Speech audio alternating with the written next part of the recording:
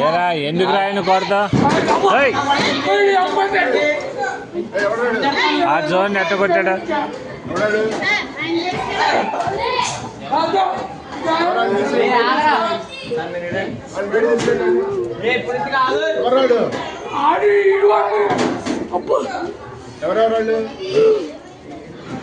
ఏరా దేనికిరా విధానం ఏంటి అసలు